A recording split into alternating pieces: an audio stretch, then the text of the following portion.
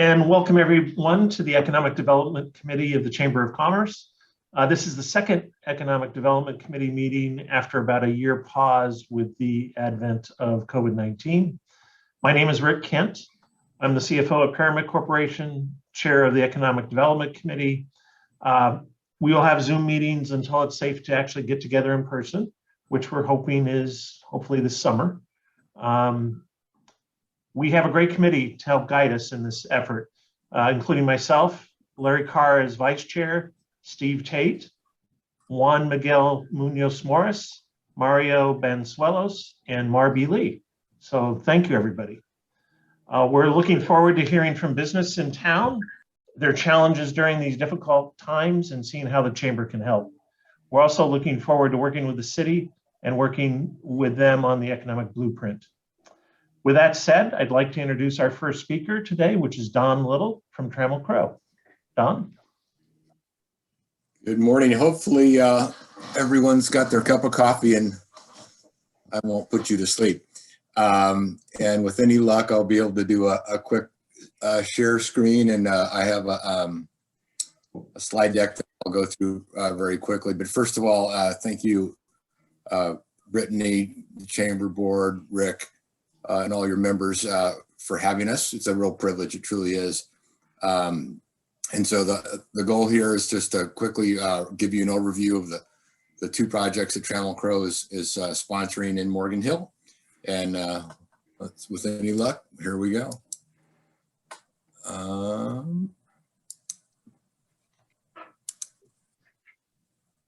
Can you see? Hopefully you can see that. Yes. Yeah. Oh yeah. Okay, very good. All right. All right, well, let me dive right in. This is Butterfield 5, which is what we have branded our project over on Butterfield and Sutter. And hang on just a moment.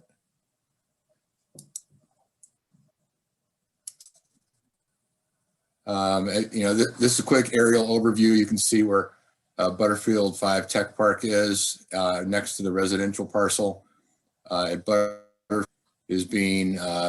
is nearing completion and is coming in and bisecting the site and coming over to digital. And then on the other side of 101 at the Cochrane interchange is Redwood Tech, which we'll touch on briefly here this morning as well. We acquired the 24-acre Butterfield site in August of last year. It's adjacent to the Braddock and Logan site, and as I indicated, it fronts on Butterfield and the new extension of Sutter. This depiction is actually from the development agreement. The property had a development agreement on it when we acquired it. And you can see, if you can follow my cursor, the 5-building plan over here is the land that we acquired. One thing I would highlight, and it'll make sense in a moment, but this was an approved concept plan, and the building in the back was over 200,000 square feet, very little parking. It's a pure distribution building. And I know that's been a point of concern within the town. This is the site plan that we had approved at the Planning Commission, but you can see on the back, we elected not to go with the distribution building, and instead brought in 2 light industrial buildings that marry up with a slightly reconfigured version of same. On the front of the parcel, buildings range from about 70,000 feet to about 91,000 feet. This is the building on the corner, just showing this to give you a sense of, it's got ample parking. It's anticipating more employees and so forth. And it has multiple entries for office on either corner. And that's still, it has the flexibility to go to 2 tenants and or 1 tenant. This is a rendering depiction of that same building. We emphasize the entry experience with architectural glass and wall panel articulation and generous landscaping, which is a standard practice of ours on our projects. Our objective here is to create a first-class corporate identity for employers and a design that complements the surrounding area. This is a simple depiction in elevation of that same building. but you'll see that, along Butterfield, the almost continuous glass, 2 office entry strategies here. We've put in knockouts so we can add additional glass as needed. And you'll note in the rear of the building where the service doors are, per city guidelines, all those doors are not visible from the street. This is the front 3 buildings. Again, just to highlight the intensity that we've done as it relates to the landscaping, and then all, with trees and shrubs and ground cover, as well as the 2 stormwater retention areas that will be also planted, and we will be part of the landscape strategy. This is a recent photo. If you've been out there of late, you'll know that we are under construction, and the development is on schedule to be completed in January of next year. Now we will shift to the other side of the freeway. This is the landing page of our new website. Last year, 2020 was a time of listening and learning for us, and hearing community feedback on what they felt made sense for the site and what they felt didn't make sense for the site. The website, if you haven't seen it already and would like to find it, can be found at redwoodtech101.com. The development is approximately 500,000 feet in 5 multi-tenant light industrial buildings, suitable for a range of uses as permitted by the city amended zoning ordinance that was amended in November of last year. Again, the same aerial orientation. So now we're over here on the east side of 101. This is an aerial from the north, the off-ramp at Cochrane down to Paul, to the site. And this shows the prior tree farm operations. The business park, the light industrial park, is on the south end of the project. This gives you a general depiction of what the existing zone site is, with the south being commercial industrial and the north side being a range of commercial uses that ranges from highway, retail, office, and things of that nature. Our application is being formulated right now. We're doing some master planning on this North 30, along with some demand studies to see what would be viable here, and that we expect to be making that submission for consideration by the community here in the coming months, probably before summer. This, again, an aerial, but from the south side, will show you the boundary of the industrial park.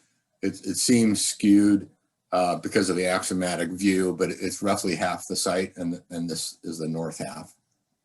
And you've got DePaul over here and the housing and the neighborhoods to the east. This is sort of a dual depiction. It shows the site plan of the business park, as well as our landscaping strategy. One of the things that we did when we rebranded the project was we're out of the site and kind of had an epiphany, and the history of the property being with these beautiful trees in the tree farm. And we decided we wanted to do something that would be distinctive, that would be complementary as you drive by the property on 101, as well as all the edges northeast and south. And to that end, we are going to be installing 35 to 40 foot mature redwood trees around the perimeter of the property day one. Often you'll see developments come in with very, very young plantings and so forth, and it really takes a number of years before they come to their fruition and have the desired effect. There's a reason for that, and that young plantings tend to be more durable over time. But we think the addition of those redwood trees are going to make this hopefully a favorable landmark and be a compliment to the community. These are some early renderings of the property. I'll just call out that the the treatment of the land at the edge of the highway is being amended to show the flood canal there. So there was a little bit of artistic license used here. But you can start to get a feel for the architecture of the buildings. There's actually 3 buildings here fronting on the highway with the architectural elements and materials we used at the entries. The wood paneling here is actually, it's very cool, I think, but those are concrete pavers, but they appear to be wood. And again, with the greens and the redwood trees, and we think that whole palette of color becomes harmonious, one to the other. Again, some artistic license on the flood canal. This is one of the buildings. It's about 120,000 feet, but you can see that the architecture contemplates 3 entries and panel articulation and so forth, redwood trees. I think when you come up or down the highway, your view will probably be at an angle more than it will be straight on. And I think it's going to read really nicely with sort of a colonnade of mature redwood trees that will probably be what your eye goes to first, more so than the buildings, but we think the buildings will stand on their own, but that's our thinking. And again, you can see plenty of landscaping trees and otherwise throughout the business park. This is on DePaul. Again, the same architecture and material palette, and with wood, the faux wood, if you would, paneling, and the steel structure with the glass, a lot of panel articulation, multiple points of entry on the buildings, again, to provide flexibility for more than one tenant. And that is it. I just wanted to give you an executive summary of it. And with that, I welcome any questions you or others may have. Okay, any questions? Marby? Hi, good morning. Thank you for the presentation. So can you give me an idea, because it is hard to tell from the schematics, what the approximate height of those buildings are in the commercial? Yeah, there's two answers. One, the interior height and the panel height, what you would see from the outside. The interior programmatic heights are 32 feet clear. And the panel height on the outside is roughly 42 feet. It's approved for higher than that per the zoning, but yes, about 42 feet on the outside edge. Okay, and then when we talk about commercial, can you give me an idea of what type of businesses, like either by name or by industry, that you're looking at for those commercial areas? Yeah, I think I can do so generically. And I would say we are already having conversations with specific companies that have expressed interest, that have approached us. We have not marketed the property yet. I'm not in a position to disclose who they are. Part of the property is really earmarked for employment center office type uses. So a corporate office, for example. The property at the most northern portion of the site is really geared for things that you might find at a freeway interchange. You could find a service station with a retail component. It's zoned such that you could even imagine hospitality hotels. You might see a mix of retail uses with an emphasis on food and so forth. So that's what we're trying to do, rather than just throw up a marketing sign and see what happens. We are carefully master planning the site right now to create a cohesive, complementary set of uses, and also such that the traffic coming into the site and circulating within the site works. So yeah, it will be a range of things. And certainly if you refer to the city zoning ordinance, that would give you a menu of what's possible. Thank you very much. Any other questions for Don? I guess Don. Question. Okay, be my guest. Hey, Don, thanks for the presentation this morning. I'm curious on either one of your sites or just in general, do you all as a development company, if you think about a 60 or 90,000 square foot building, do you have sort of the idea of how many employees a 90,000 square foot building might accommodate? Good question. See if I can give you a good answer. The parking for all of those buildings is over 2 per thousand. So that would be part of the answer right there. So 100 to 200 employees based on a parking ratio.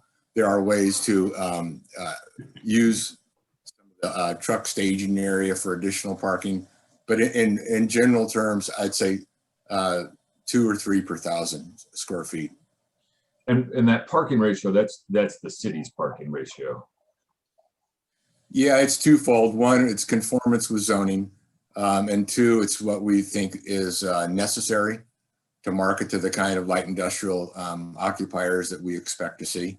So that's kind of standard throughout Silicon Valley and these high-tech business parks. I think so. You might find some older examples of parking approaching 3 per thousand, but with the cost of land these days, and with a move towards trying to get people out of their cars and use public transit, that ratio over time has migrated south. What it does also speak to is, I know there's a lot of narrative out there about these being distribution buildings and so forth.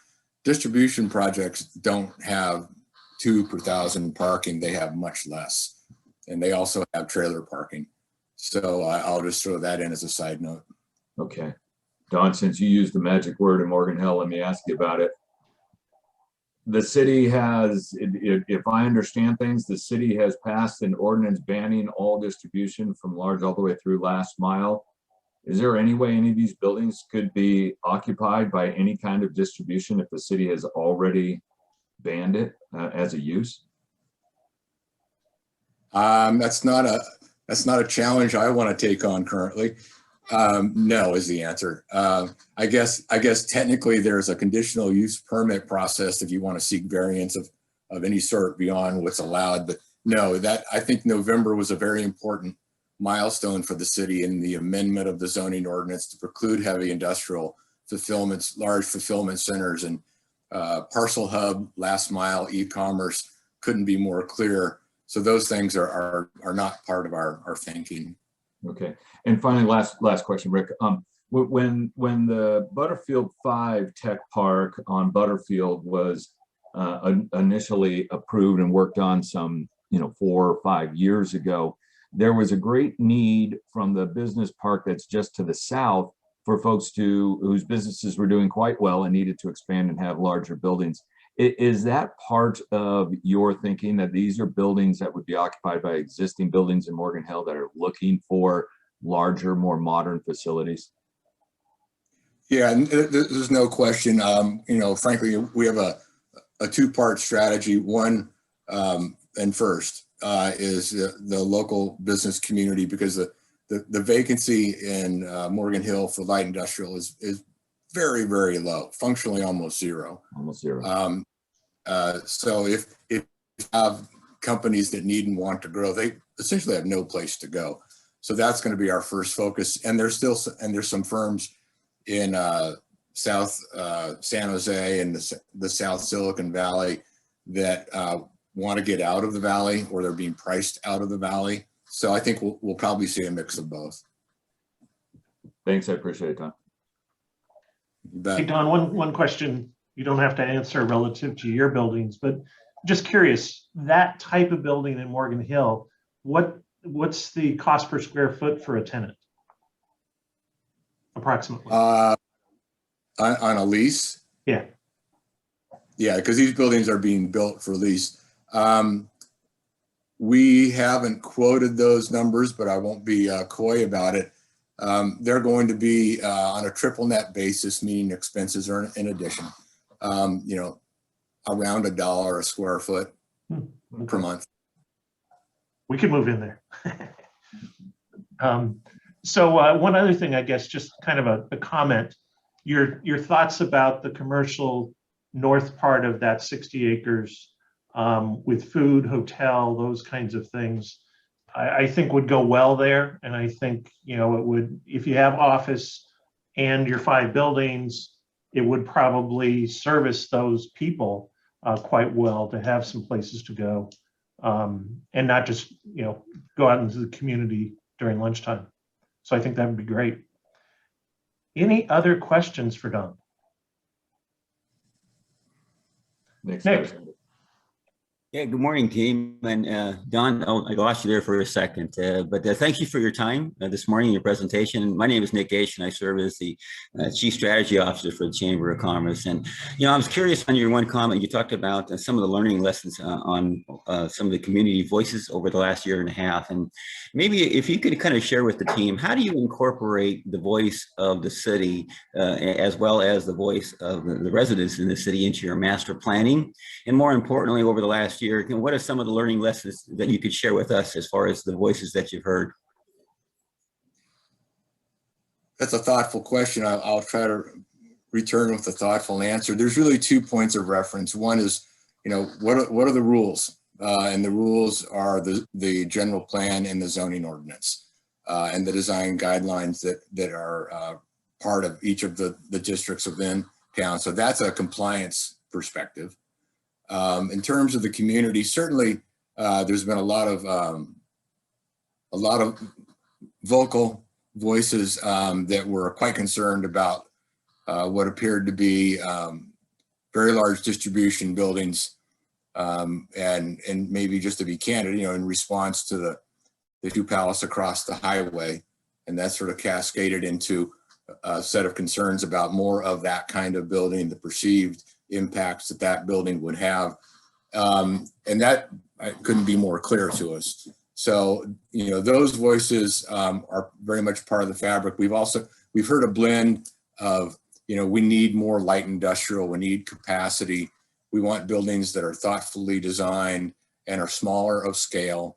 And so that harmonizes with the pushback, if you will, from the folks behind the initiative and whatnot. But to be intellectually honest, if I lived just to the east of this site, I probably would have had the same concerns. And so that it was just a learning curve, and learning how to be part of the community and start to really appreciate the legitimacy of those concerns. And so we did. So it's a blend of what you hear, whether it's being delivered with some heat or it's being delivered thoughtfully from the community. And then, of course, the framework that exists within the existing general plan and zoning. And we've tried to harmonize those 2 bodies of thinking. And we hope that our plan here is reflective of that. Yeah. Thank you. Thanks, Rick. Mm-hmm. Thank you, Nick. Yeah. Any other questions? Edith. Good morning, everybody.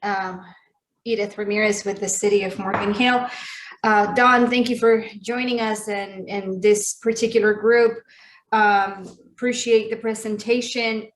And I guess my question is, just a 2-part question is, one, in your conversations with potential users, how do they see the Morgan Hill market? How are we being represented?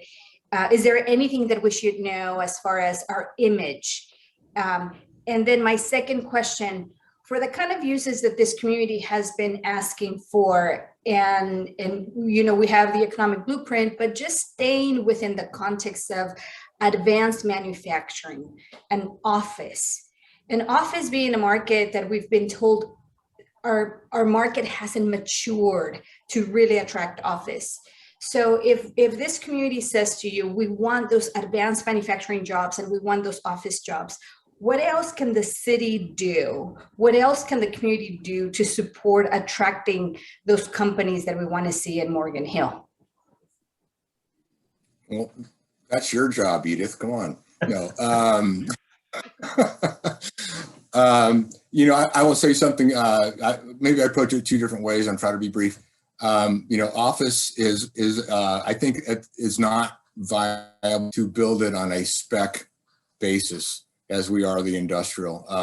But I think what we're seeing more and more, again, is overpressure, both in terms of scarcity and in terms of increasing rental prices in the Silicon Valley proper, that and scarcity of sites that may give rise to a company, an employer with, frankly, basically with an office facility coming to Morgan Hill on a customized build-to-suit basis.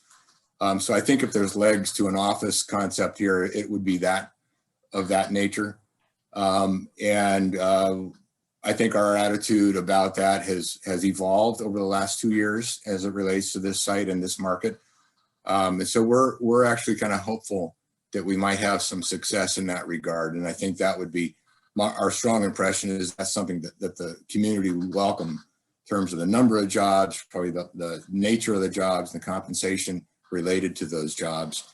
So that's one. The other thing that, and this may be a little more editorial, but we have some concerns that, just to be candid, about indications that there is an emerging negative perception about Morgan Hill. And we can ignore it, or we can just be candid about it. But there's a reluctance, a caution that didn't used to exist because of the difficulty getting projects approved. We had an experience, without getting into details, within the last month, where a corporation we have been speaking to about coming to town read the papers, got a sense of it, and frankly were dismayed by the strength of the special interest tactics. And based on that, they've instructed us to expand our search area outside of Morgan Hill. So that's a negative perception. So there's part of the answer, Edith, and I'll stop, is there things you can do proactively, and then there's things that maybe you ought to be thinking about not doing. So there's both those negative forces that might impede kind of the success of Morgan Hill as a business address. But otherwise, I think it's just, you and John and the others being able to communicate, clearly that, we want your business, we're prepared for your business, our zoning allows for that business. So hopefully that answers your question. Any other questions for Dawn? Okay, well, Dawn, Marby. Rick. Oh. So, Don, based on that, because it sounded like it was coming from two angles, so I just want to get some clarification on it. Did that feedback you got, was it a sense that it's hard to do business in Morgan Hill because you can't get your projects through, the process, through the city? Or are you saying because of the groups that have been actively opposing some of your other projects, that is the negativity factor that you're hearing about?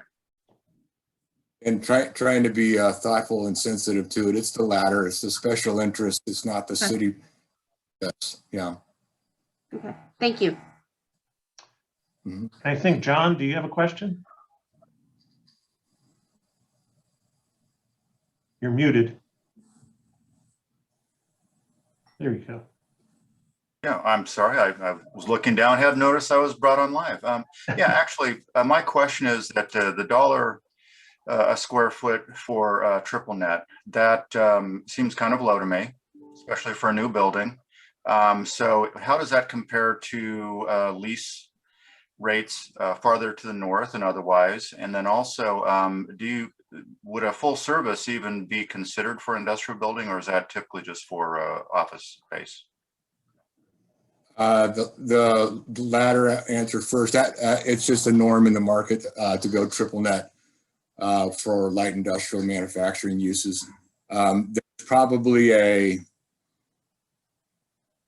20% or greater swing between rents to the north and what we're starting with at this point in Morgan Hill, we were able to buy the land at a favorable price compared to the San Jose and North. So we are trying to be have some price differentiation in our offering at this point. But I love your notion that we need to raise rent, so we'll give that some thought. Thank you, because I think that, you know, speaks to you know, our emerging, our growing industrial lease space. And as Rick Kent said, maybe you've got to take a right here in town. But anyway, it's good to hear that you're going to be pushing for that. And I do look forward to those justifiable rate increases. Thank you. Thank you. I believe that he just quoted that low price for Rick Kent in case that he was still looking for a building in town. Maybe it works. No, it's Well, we actually have no, it's three more- buildings in town. One's under $1 and 2 are over $1. So just as reference. well, there you go. Yeah. Thank you. Any other questions for Don? Don, I just want to say thank you very much for your time and your presentation. Certainly as a resident who lives just east of that project, I appreciate you listening to the residents and making some modifications. Thank you very much for being here today. You're welcome, and thank you all. It's been enjoyable, and we would love to come back if that becomes a good idea. Okay, thanks again. Thanks, Tom. And our second presenter today is Leanna Roberts. Leanna? Good morning, everyone. As Dawn mentioned, thank you so much for having me here this morning.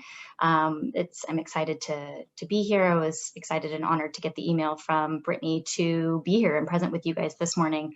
And Dawn, maybe someday my business will grow enough that we can jump into one of these Trammell Crow spaces, because yeah, $1 per square foot.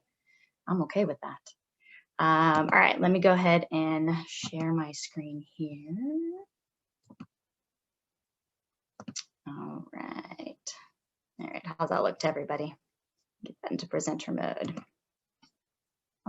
Yeah, it looks good. Okay, let me just close that out.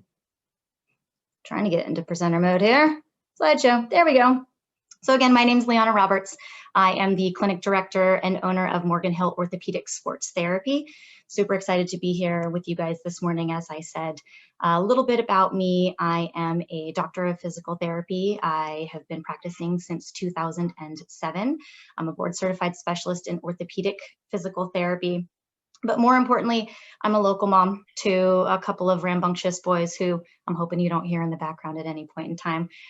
They both go to Jackson. We've been involved in the school quite a bit there. We don't live too far from the campus. We've been quite involved in Morgan Hill Pony Baseball and the Toros travel baseball team. My husband is the manager of the 9U travel ball team there. And we're just now kind of dipping our toes into the OV Toros football club. Our younger son has started to discover his love of soccer. So really involved in the community prior to being a business member here. So excited that's added onto my personal repertoire there. And then being in this area as an enjoyer of wine and cheese, I mean, what could be better? We've got access to so many good things locally here. There's my knuckleheads. That's New Year's Eve this year. And then just a couple of baseball pictures, some of the more recent ones I've had back in 2019, since 2020 was a little touch and go there. But my husband and I both coached that year. My older son played All-Stars and on the travel team. So heavily involved in the community, like I said. So a little bit more on the business background. We are growth from Los Gatos Orthopedic Sports Therapy, where I have worked for over 10 years. It was established in 2003 by Ross Nakaji, who actually was a resident of Morgan Hill for a few years as he developed and built this business and ended up in Los Gatos. It's a family-run, physical therapist-owned practice by and large, and even though we are very small, we have become known as the South Bay leader in sports and orthopedic physical therapy.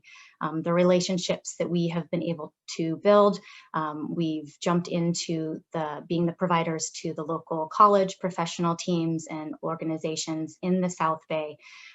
And being here in Morgan Hill and being able to kind of bridge that gap and bring this into the South County has been such an exciting goal of ours. And I'll get into that a little bit more.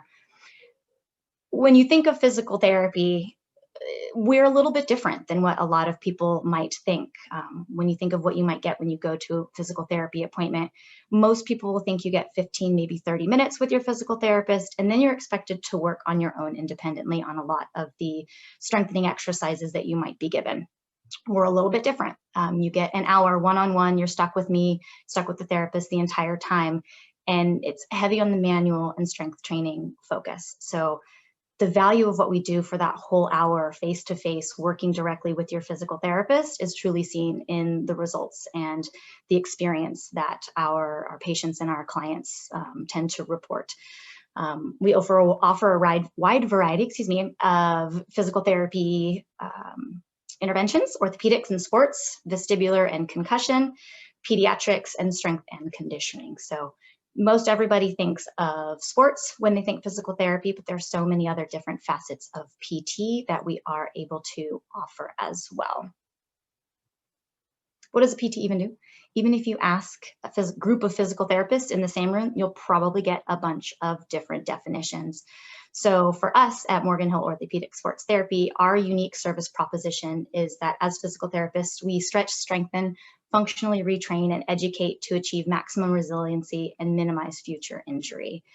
It's the goal. That's why you are going to physical therapy. And people come with a certain level of expectation for what PT is going to be, but we're hoping to offer them an experience on top of that where they feel a part of the team, a part of the family, and not just part of a revolving door. So why would we open a business during a pandemic in a small town like Morgan Hill? Why not? There's been the desire to open a clinic in Morgan Hill for years. As I said, Ross was a resident of Morgan Hill when he started Los Gatos Orthopedic Sports Therapy, and I've been here for 5 years now. Even just in those 5 years of being a resident and being so acutely involved in the community, there's been a need for what we offer as we continue to grow and expand as a community, as Dawn mentioned, as far as, industrial, commercial, residential, all these different things. There's increased level of desire and need for healthcare. People are relocating from the South Bay, from further north. They want this small town feel, but they also want access to that higher level elite care. They don't want to have to drive up to San Jose if they don't have to. And I'm so excited to be here to serve my own community. So for me, it's a different experience to have worked up in Los Gatos for over 6 years.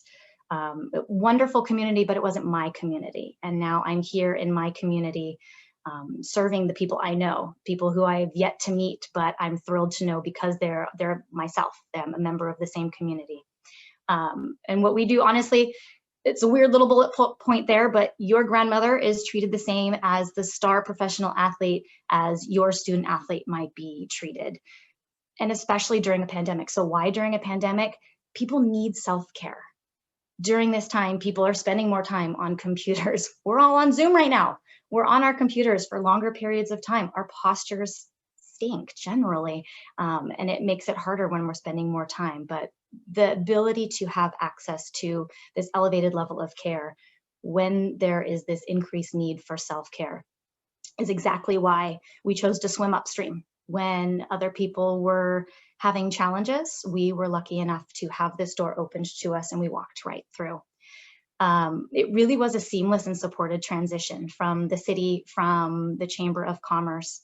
The location where we are in the Park Professional Plaza building on Hale. The suite that we're at was previously occupied by Individualized Physical Therapy and Tracy Holmos, if you know her in the community. She's been a long-term friend of Los Gatos Orthopedic Sports Therapy and myself. When I first moved here, I actually met with her about sharing this space. And at that time, it didn't quite pan out. During the pandemic, she chose to retire and she immediately reached out to us. That support of one small business to another small business in Morgan Hill is integral. It's the backbone of Morgan Hill. It's the backbone of America. And everybody has been so critical in making that transition easy for us that it really has been pretty seamless considering. I mean, it's tough to open a business. I'm not going to neglect that. Even tougher during a pandemic, but the support of this small community, we've been so thankful to have. Everything from business licensing through the city of Morgan Hill was quick. I was actually on a little bit of a timeline when we were starting our kind of soft opening.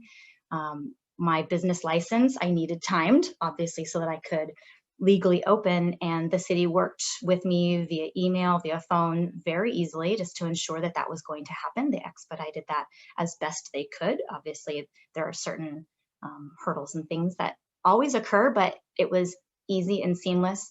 The support of the Chamber of Commerce.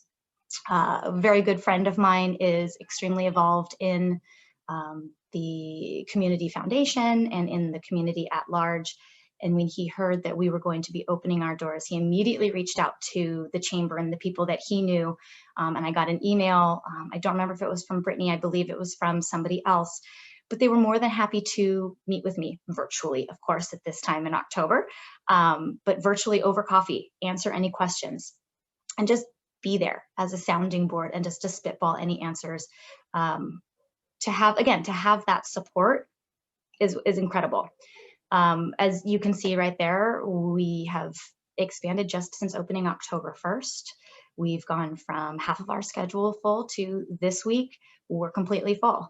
And to be able to say that we're being so successful this early on is any business's goal, a small business especially, and during a pandemic, again, a little bit more challenging, but just as exciting. Our whole community, just the level of word of mouth, we've only really done grassroots, pounding the pavement kind of word of mouth marketing for ourselves. And it's incredible. We had a patient call the other day, she came in. She's like, oh yeah, everybody's talking about you on social media. It's like, oh my gosh, people really do talk, and you put yourself out there, somebody, again, who's already a member of the community, who's excited to be here and to bridge that gap of this level of care and this need in the community, and people have just run with it. Honestly, never underestimate the power of a mom community.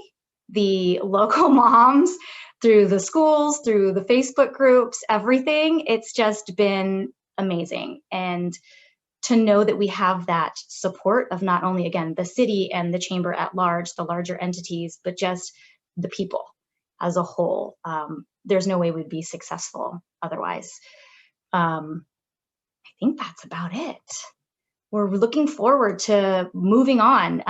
That's my little guy on his second birthday. He used to love Buzz Lightyear, still kind of does. So it's to 2021 and beyond. We want to continue to offer this elite level of physical therapy care that not only our community up in the South Bay has come to expect, but now is expected down here in the South County too. We are an extension of that elite level of care, not only what we offer, but what people expect. And we are happy to give that for everybody. Again, being a member of the community, jumping down to that lowest bullet point, when we first opened, one of the things I was most excited about was, oh my God, we could be a part of the 4th of July parade. We could be a part of Mushroom Mardi Gras, sponsor a team, all these different things that we have experienced from the community level as parents, we can now step into as business owners as well. I'm looking forward to that. We're already starting to do some community events. I've started doing some preseason injury screening for my son's travel baseball team. We've offered that out to local families, teams, student athletes as well. Obviously, it's a little bit more challenging and unknown right now as things continue to open and what that's going to look like, but we're hoping that that will continue to build. We're looking into maybe doing some webinars because, again, virtual is here to stay. Telehealth, virtual meetings, even when things open, there's probably going to be a large component of this that sticks around, and we're going to take advantage of that. Maybe some webinars about injury prevention to the local gyms, or recovery tools that people can utilize and access in their own recoveries or in their own health and wellness workouts. We're bringing on a pediatric physical therapist hopefully in April once the schools go back. It's a different level of care than I'm able to provide, and we have the space currently. We also have a nonprofit organization, the LGOST Foundation, where we raise money to bring athletic trainers into the local high schools who currently don't have them. So any of the local teams, any of the local high schools who currently don't have that available, we're looking forward to contributing to the fundraising efforts there to potentially bring that into the schools locally as well. So lots of fun and exciting things in the pipeline. We're still just getting started and incredibly excited for the support that we've already received.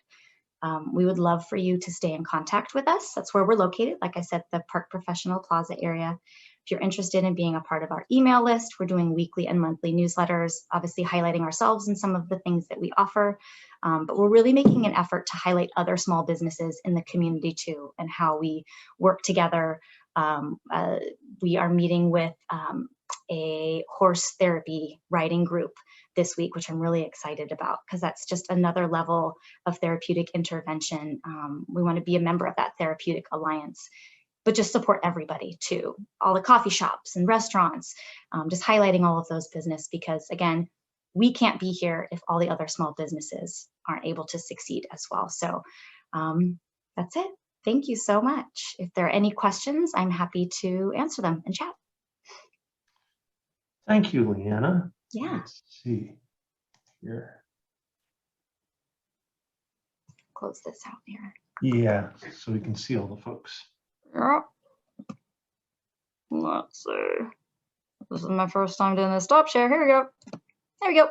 Perfect. Thank you. So questions? I guess Marby. Hi, Liana, welcome. Thank you for your Hi, presentation. thank you. I've got to admit, I'm not as familiar with your business as maybe I should be. I think the age of my child is beyond the sports community at this point. So I'm glad to learn more about your business. I wanted to just ask a question because the name of your business is Sports Therapy.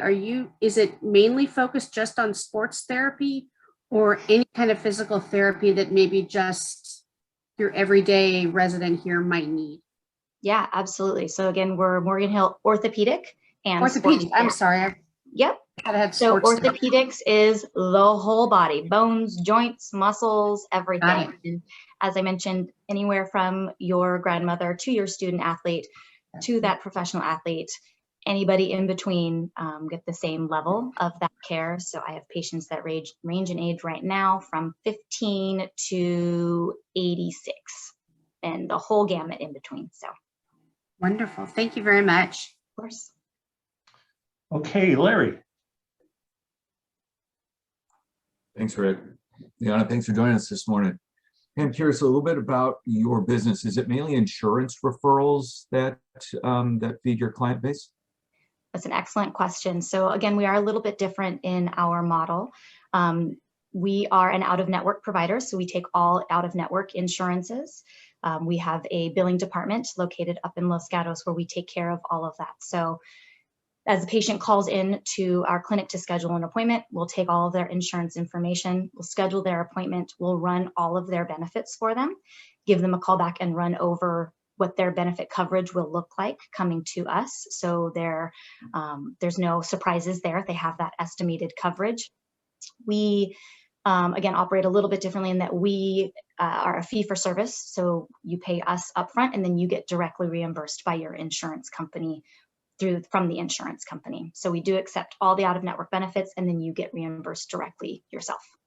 Okay, so you're not an in-network provider that's the benefit program of the city of Morgan Hill or the school district or large employers in Morgan Hill. We could try to focus some business towards you. You're not an in-network provider. We are not in-network in the sense that we have not signed those insurance contracts, and we do that intentionally in that once you sign those contracts, you're a slave to that insurance company's reimbursement. And quite frankly, it can be a little sticky when you're a business operator, right? Yes. So we chose not to sign into those insurance contracts, but nearly all insurances outside of an HMO, excuse me, have out of network benefits. They might be nearly the same as your in-network benefits. They might be largely different. So that's why our billing department goes through and investigates that for you. So you have that information up front and you know what your estimated out-of-pocket cost will be at the very beginning. Okay. So you're welcome to still shuttle people to us. And then finally, with your experience with the business in Los Gatos, are there sort of complementary or other businesses that are attracted to a community because you operate there? I'm sorry, I don't think I quite. Well, sometimes when a company comes to a community like Morgan Hill, sort of their vendors, other service providers and things also follow because it makes sense to be nearby. Is your business like that, or is your business more because it's more of a service to individuals out there, that it's not necessarily part of an organic growth of other businesses? Got it. Because we are that service to the individual, probably much less so. Of that growth and dragging other businesses and expansions along with us. We do have quite a few relationships with larger businesses that assist us in our treatments. So Game Ready is another one. I believe they're fairly local. We work with Rock Tape. We work with Hyper Ice, all these larger entities that provide products and tools to us. We do have relationships with them. So we are starting to bring those things in. Alter G is an anti-gravity treadmill we have up in Los Gatos. Eventually I would love to be able to offer that down here as well. So all different types of individual service groups. So maybe not expanding in the business sense, but just expanding in the service and the availability to the individual. Yeah, those things will have and will continue to follow with me. That's great. Thank you. Yeah. Appreciate your time this morning. Thanks for joining us. Thank you. Okay, Mario. Hi, Leanne. Thank you for your presentation. You said earlier that during the pandemic, you're full. So my question is, once things open up and kids are able to participate in sports, do you have plans to expand or, your facility or your business? Absolutely. Absolutely. I love the location where we're at. It's very cozy, but it's small. It's perfect for where we're at right now, but we already know that that's a goal of ours, is to be able to expand, to have a larger facility, to not only accommodate for the people that we currently have and offer more to them with more space, but yeah, bring on more staff and have that accessibility to the community for the therapeutic interventions that they need, additional types of interventions. As I mentioned, pediatrics is completely different. Maybe bringing in personal trainers, similar to how we have up in Los Gatos. So the model that we have there, ideally my goal is to continue to expand and operate similarly, where we really are integrated in essentially to the community and have that that depth of understanding and relationship of what we provide and how we can help the community, and people know that that will always be available even if we are busy.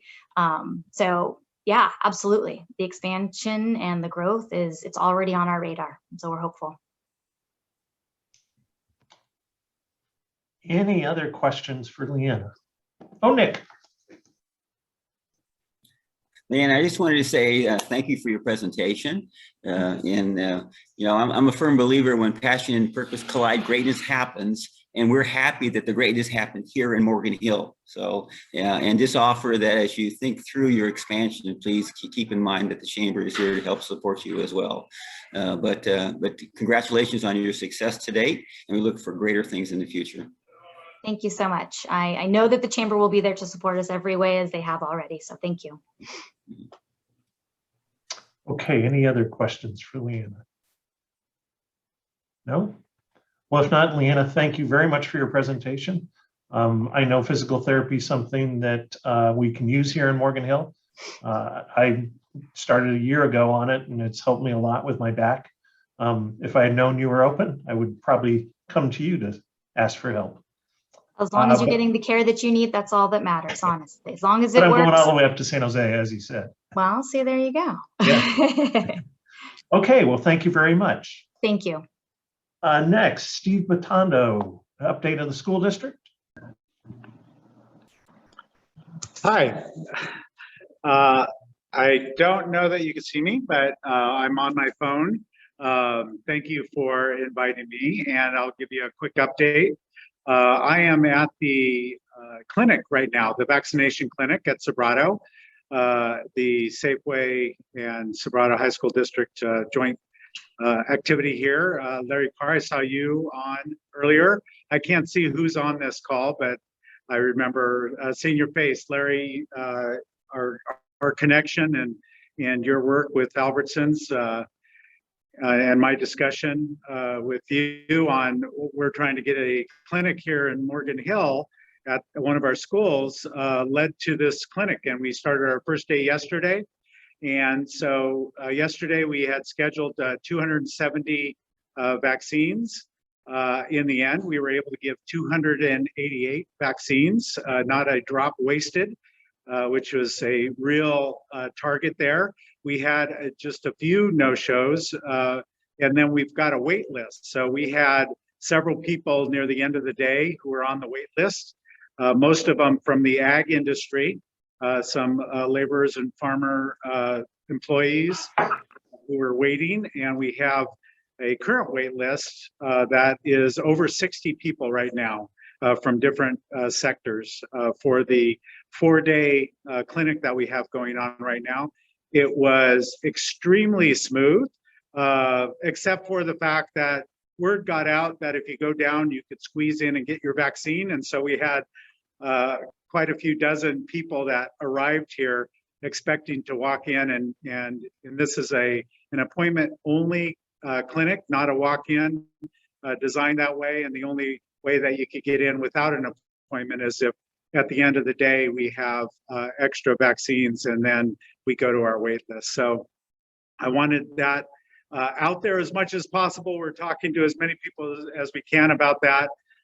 In the meantime, I will be here all day to make sure that we give the right message as people come up and expect to get the vaccine when it's not there. It actually caused additional trouble in the entire county because there were clinics that actually were shorted vaccines. They had appointments and they didn't have enough vaccines. And so people were scrambling, trying to go anywhere they could to get their vaccines. We think that's going to be happening for a while. You may have seen in the news, the county is basically less than their regular allocation. And so we're trying to really focus on those of high needs. Obviously, the education sector, this is part of the big Sudoku puzzle where we need to get kids in school. Liana Roberts, we need your kids in school so that you could do your work with the community and your business. And also, as part of that puzzle, once the kids get in school, as much as we can, the workforce could get back to work. But this was part of our long-term plan. Really, we haven't had to change it much. We are in a 6-phase process over the year. We had targeted March 22nd as the final phase where we could get everybody back in. Unfortunately, the County of Santa Clara was behind on issuing to the education sector, so we couldn't open up the vaccines for our employees until after February 28th or February 28th and after. If we were able to design it, it would have been that we would have been in one of the first sectors to get the vaccine so that we can, again, roll it to get everybody in school. And the efficacy of the vaccine, we calculated out that we were able to get everybody a vaccine with the efficacy of the second dose, basically during spring break. Once we had this clinic aligned and we knew, and Safeway was able to secure over 1,000 vaccines for our 800 employees plus subs and childcare workers, we knew that we could set the target date for April 12th to reopen, and that actually has occurred. Every school will be reopened where students can come back. So the parents have the options to send their kids back. It might be a slow roll in for some schools because they have more parents that want to send their kids to school than those that'll keep their kids home. So what that means is that in order to maintain the required social distance, that they'll have to be in cohorts. So it might be kids coming in 2 days a week instead of 4 days a week. We have some schools that will start right back up with 5 days a week for those that want to be back in, but some starting with 2 days a week. Our hope is to scale up quickly from there as it's a balance thing, right? So as the pandemic wanes, as the inoculations are spread and the virus is suppressed, then we see that we're able to scale up in the schools. We honestly believe that we'll be able to remove the social distance requirements, go down from 6 feet apart to 4 feet apart, and maybe even less than that by the end of the year. So the real goal is to scale up as parents become more comfortable with sending their kids to school. We're able to get the kids closer. We're able to open up the playgrounds and everything else so that they're more on the yard. Then by the end of the year, we feel that we're going to have many, many more kids on campus, and the kids will be on campus longer. The key was, though, to get our employees back to work, and the vaccines is part of that. So that's the big, like I said, Sudoku puzzle that everything has to fit together, and we're rocking and rolling. And today I'm sitting here in the clinic with Safeway pharmacists setting up, wonderful staff with our Rotarians who are volunteering to help today. And I'll leave it at that. If there's any questions, of course, we're doing everything else with our in-class technology system where the teachers are able to teach kids at home and in class at the same time. An awesome technology solution that our tech team put together. And we have that deployed to every single classroom. And so they have microphones and speakers and cameras and projection on the walls. And we have 24 pilot classes that have really experimented in so many different ways. The other thing that we're doing is if parents, our employees, many of them live in Morgan Hill, many of them don't. If they have their kids, whether they're in our schools or outside of our schools, and our employees are needing to be in class or on the job, if they at all can do their job and bring their kids to school, whether it's in their classroom or in one of our hubs to be online, we're working that out. We're allowing that. So it is truly a bring your child to work experience, and we piloted that too. We have 2 teachers right now that are doing online pilot, and they have their kids in their class, their own kids in their classroom, even though their kids are not in that class. So we're trying to do whatever we can together to make this happen. I'll take whatever questions. Any questions for Steve? Marby? Thank you, Superintendent. You may have just answered the question for me, but I thought I'd heard, and forgive me, I don't have kids in elementary high school at this point. I thought I'd heard that the district was doing sort of a trial of having kids back in the classroom. And it sounds like from what you're saying that is happening, or did that happen? Can you enlighten me a little bit about that?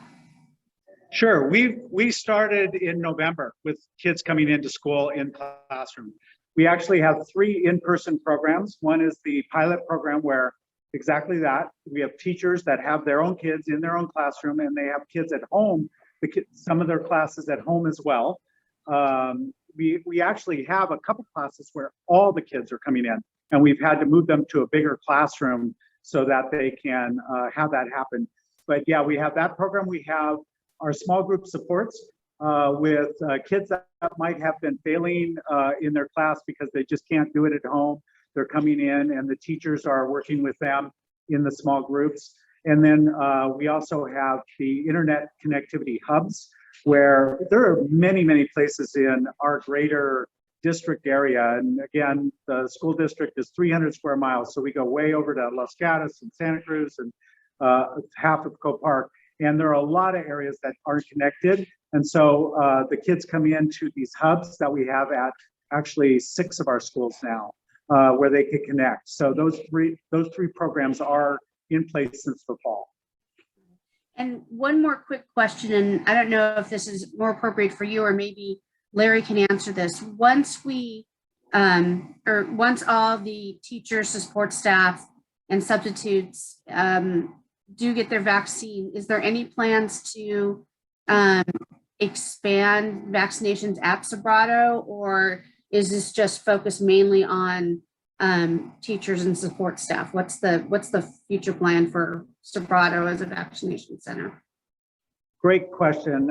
Larry, I could take it since I've been in dialogue with them, if you don't mind. Well, I can tell you from, so I work for the Albertsons companies. We're the parent owner of Safeway. And so the 2 pharmacies in Morgan Hill, the doses that are being given out at Sobrato this week are part of what's called the Federal Retail Partnership Program. And so Safeways in Northern California and our stores in Southern California, we're part of a federal allocation program. So while we've begun seeing in the news that the county allocations are being cut back, and we're hearing lots of reports of people's appointments being canceled, our allocations don't come out of those same allocations. We're getting directly from the CDC and the federal government. But we still have to go by the tiers that we're in. So right now we're in what's called phase 1B. That opened up on the 28th of February, which allowed us to start getting vaccinations to teachers. As a part of the federal program, the president signed an executive order saying that federal doses have to be prioritized for educators. The federal government was trying to get schools open. So we go through a process of prioritizing for educators. Part of that priority is that we partnered with Morgan Hill Unified School District. And Steve and the principal at Sobrato opened up the school district. We marketed through the school district to get to educators. So as Steve mentioned, we have 1,170 allocations for this clinic. And it's that's more than the school district employs. So we knew we could open it up beyond them. And so we've been opening it up through the different phase 1B eligible categories. Right now, all of the appointments are full. We were able to get them all full. We do have a waiting list. The city's maintaining a waiting list. And I think, as Steve said, people are coming down to the site. But yesterday, I think there was just a very small handful of people who didn't show up for their appointments. So we're actually getting people to move through. Now, my company will take a look at this clinic and say, how can we continue doing this? I'm going to continue advocating for keeping a clinic in Morgan Hill and using some of those federal allocations that come into Northern California to keep doing this. I think the fact that we have a waiting list really aids me in having that conversation with my company to keep this clinic going. So Marby, I hope that answers your question a little bit. So we do have to follow the guidelines where we are with phase 1B. On the 15th, we expect that to expand even further into more eligible people.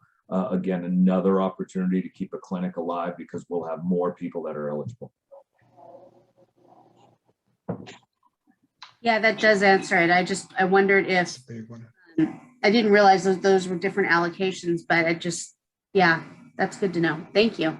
Yeah, Marby, if I could add, we had this design actually in the fall, early in the fall, because we knew the vaccines were coming. And so we actually put it out for the county, the Kaiser, other healthcare agencies and such. And so we're able to use this and dedicate it to this partnership all the way through the summer, if necessary. The staff here has been super receptive. We're able to adjust the use of space. They have the entire Performing Arts Center. So the system and the flow has worked great. And we have the entire staff parking lot. So it's very effective. If we need to scale up and continue on and add more, we would. My preference is to do it with Safeway and Albertsons. And at this point, Steve, what percentage of of teacher staff, et cetera, that are eligible have been vaccinated at this point? That's a great question. So after we got this aligned and it was set, I was able to, of course, set the calendar for the return. But in the meantime, there was a push in the county to get allocations out to school districts. So I got a call, not this past weekend, the weekend before, and that call was that if we could get allocations in preference for the district, could we? And we said yes, even though we had this set up. So we were able to send and get preferential appointments last week for over 300 of our employees. So, and then many got it on their own. So right now, we still have many that are getting appointments here, but I haven't really, analyzed the list, but I would say about at least half of the appointments are for the other sectors. We have the ag, we have food service, and of course we had several elderly, and we had disabled from that were elderly. In addition, we know that probably next week, if not the week after, the next phase will come into play as the vaccines get distributed. Hopefully the county can catch up on their vaccine allocation so that we could open up the next phase, which is 16 to 65 disabled. So we will have 100% of our staff that want to get vaccines. That's another thing that's a little bit of a misunderstanding. We're not requiring vaccines for people to come back. It doesn't make sense in many ways, but the people that are teaching and working right now, and we've had classified people working since March 13th, almost 1 year ago, in person without vaccines. And so it's more of a safety thing, and we wanted everybody to have the opportunity to get a vaccine if they wanted to, if they felt it was unsafe or they had a home bubble that had, underlying health conditions or whatever it is. So our goal the entire time was to this point to have everybody be able to get not only the first and second dose, but the efficacy of both, and before they had to come back, and that's where we are. Great, thank you. Mario, do you have a question? Well, Mr. Batondo, no, you answered my question. My question was, in terms of participation among district staff in terms of getting their vaccine. So you answered that. But I just want to add that yesterday I volunteered and everything ran really smooth. I just got a lot of positive feedback from a lot of the participants that they were really impressed. So good job. And thank you, Mario. You were awesome. This team is, I'm watching the team set up right now. It was fantastic. And one of my most memorable feelings that I will remember all my life, I'm sure of it, is when we had some extra vaccines because they stretched 270 into 288. And I had communicated and went to one of the ag industry partners and gotten a wait list of individuals, some laborers, and they we called them to send them over at the end of the day, and we were calling their names off, and everybody that was able to come from that spot, we were able to get in with their vaccines. And Mario, thank you for helping with translation to help people that didn't have their vaccine, maybe they wouldn't have gotten it, and maybe they didn't have insurance. And so we appreciate that. Okay, well, thank you, Steve. We need to move on. Joe Mueller, do you have a update on the Planning Commission? Sure. So the Planning Commission met on Tuesday. We had a workshop. The topic was to review conditional uses and look at how we could protect our industrial lands retain them for real job creating users. And so we went through a whole list of items that staff had asked us to review. and give staff some feedback, and they'll be bringing it back for us in the future.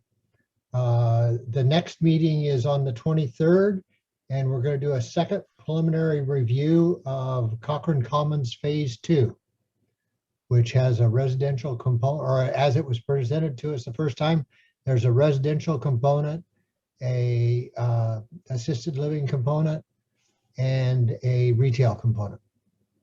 So I'm looking forward to seeing what they've done to the plan since we saw it the last time.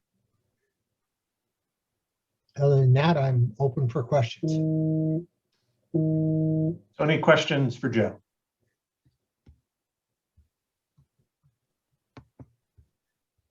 Juan, anything you have to add?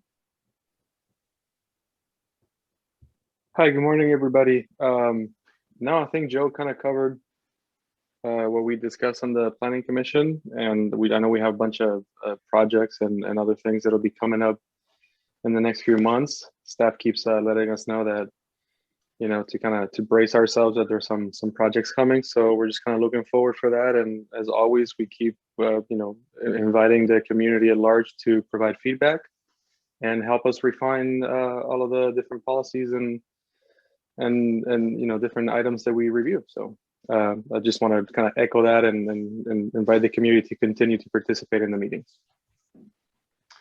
Great. Well, thank you, Joe, and thank you, Juan.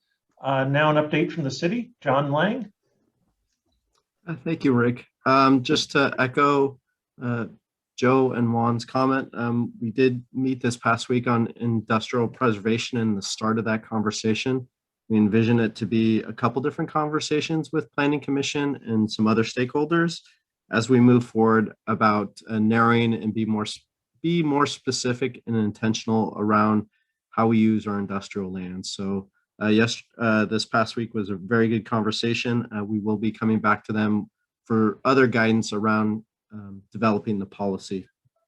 Wanted to remind folks, we have a broadband workshop coming up on March 24th. This would be the second meeting, workshop meeting with council and the community. We are looking to bring some other providers into the dialogue at this meeting, and the agenda that is taking shape as we speak right now. So March 24th will be the second broadband workshop. April 7th, City Council will be revisiting the Citizens Initiative. Council met earlier this month to make a determination on whether to accept the initiative and adopt it as written, or alternatively, they could have staff evaluate and do a fiscal analysis and come back in 30 days. And the decision by council was to come back in 30 days with an analysis. So that is scheduled for April 7th. The other direction was for the city to engage with the Morgan Hill Growth Coalition in more dialogue around the initiative, and can a compromise be met. So that is ongoing work that's being done by city staff and the coalition, and looking to come back with the feedback for April 7th. The other thing I wanted to share with folks is just I think a very good story. So part of the challenge in the pandemic is certainly been the impact on all types of businesses in our community. And the city has been meeting with property owners of shopping centers, downtown businesses, downtown property owners, other stakeholders in the community. And one of the issues on the restaurant side has been this issue of DEH, Department of Environmental Health, annual inspection fees. They're a couple $1,000s.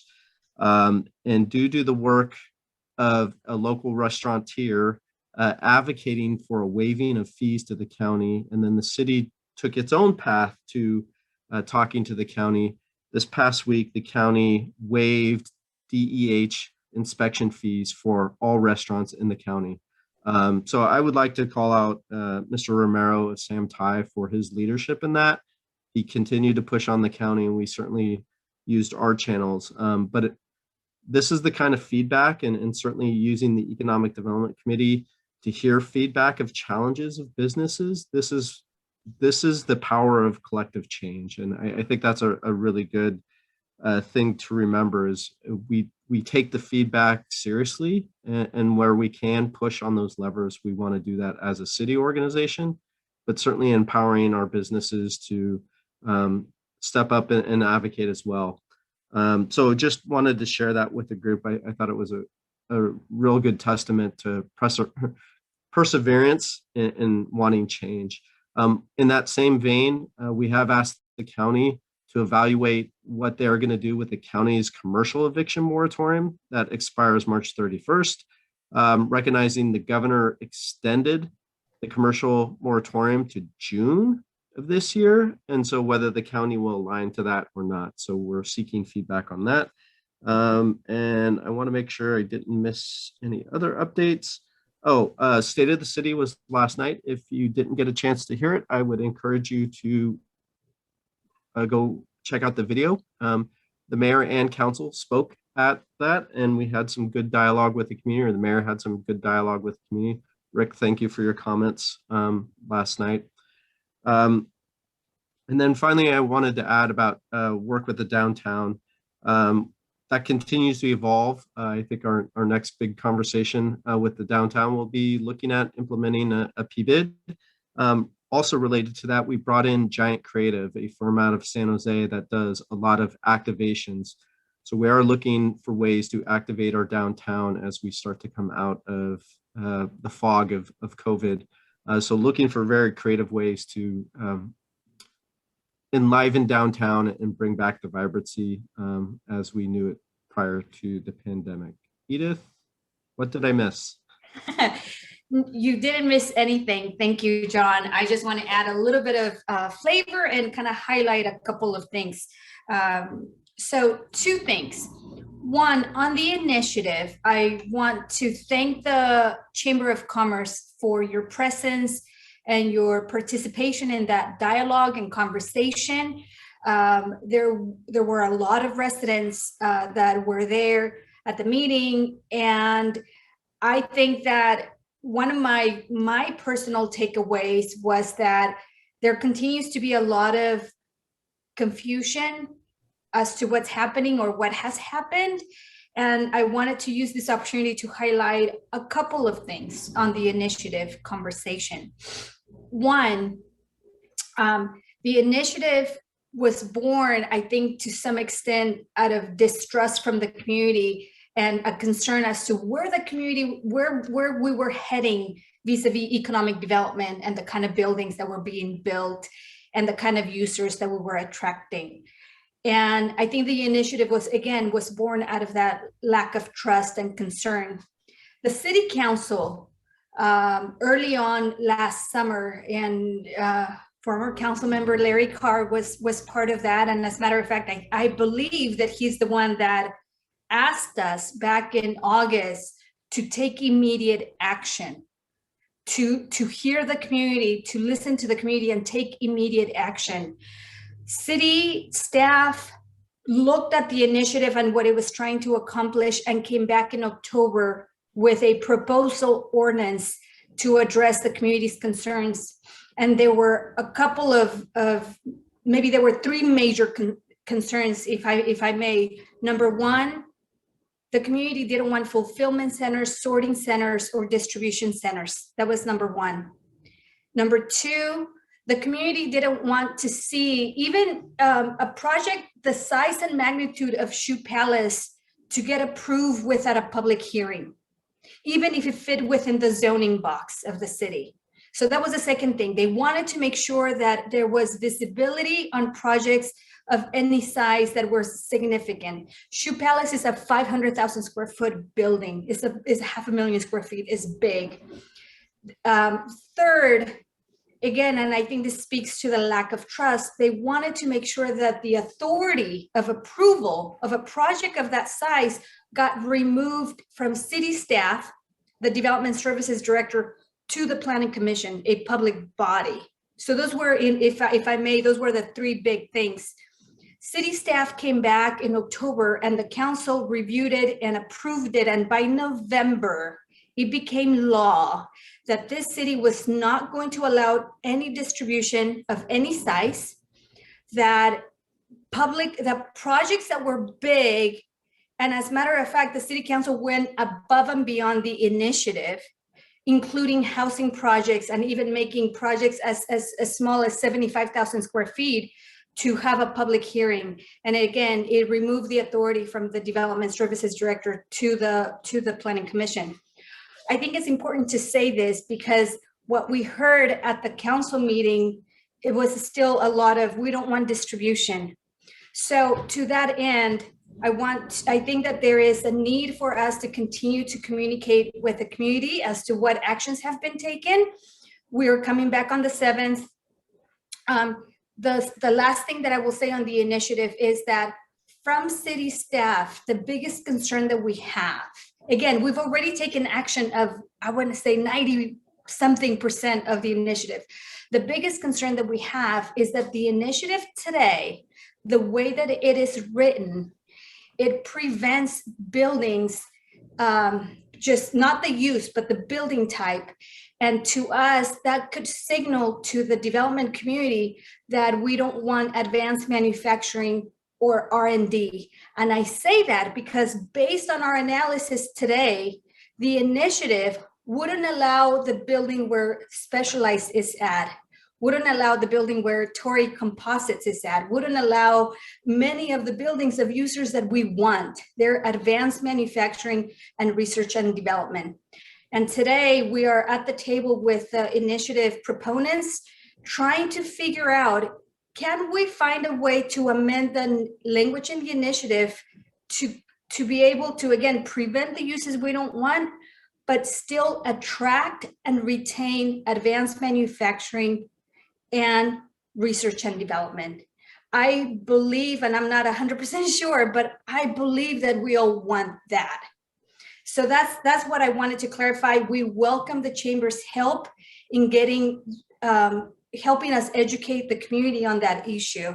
And I know that I've gone long, so I'm gonna stop right there. The last one, the second detail that I wanted to add to the downtown conversation, we've had very good success in meeting with the businesses in downtown, particularly the restaurants.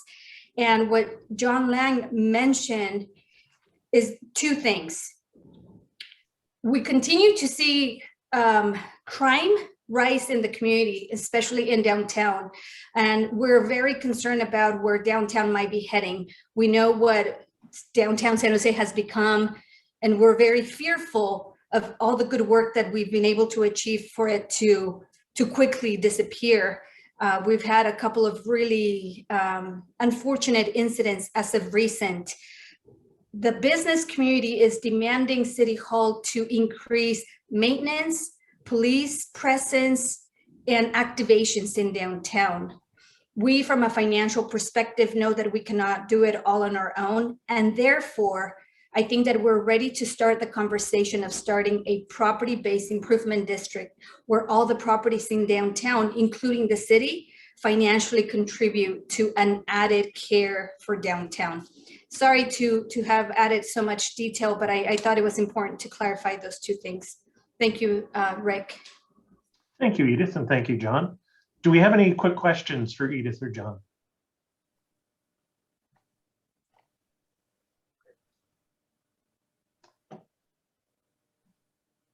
Larry, did you have something? I just must look eager. I don't necessarily have questions for Edith or John. Rick, I think Brittany had to drop off here, but I have more questions for us. And as a committee, making recommendations on to the chamber about a few things.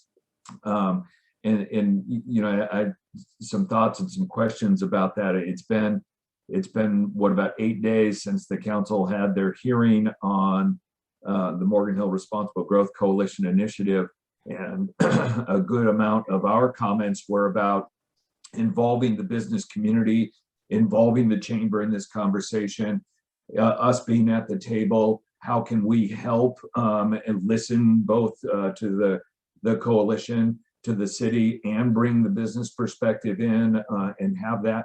we're we're 8 days into a 30-day process. Are we at the table? Are we having those conversations? Could this meeting have been used to do that? Could a meeting be set up? How can we be involved in this community dialogue in a positive way for an outcome, so that something doesn't get forced on the community just because time ran out? And so I'm a little concerned that 8 days of a 30-day process have gone by. I'm not involved in all discussions, so it could be going on. So I want to make sure that is somehow addressed by us. Our planning commissioners, Joe and Juan, both talked about the planning commission is talking about an industrial preservation policy or study. I would think that would be of great interest to us, and that we should want to hear about that and provide comment on that, be engaged in that. And then Rick, when you first brought us together to restart this group, I think former Mayor Tate and others talked about maybe we ought to spend a little bit of time looking at the city's economic development blueprint to see if there are any places in there that we can say the community's moving in a different way, or perhaps there's some new great things that the blueprint hasn't addressed yet, and somehow we should be thinking about bringing that conversation back and doing that. But I think the most critically important, especially time-wise, is this whole conversation with the Responsible Growth Coalition and this initiative, and how we should be engaged in that discussion. So I guess two things, Larry. One, I agree, we probably ought to get together and talk about the economic blueprint and the initiative, at least as the committee. What days work for people? I guess I'd look to Steve and Marby and Larry and one that looks like dropped off. What would work for us in terms of, next Thursday, maybe quicker, maybe tomorrow?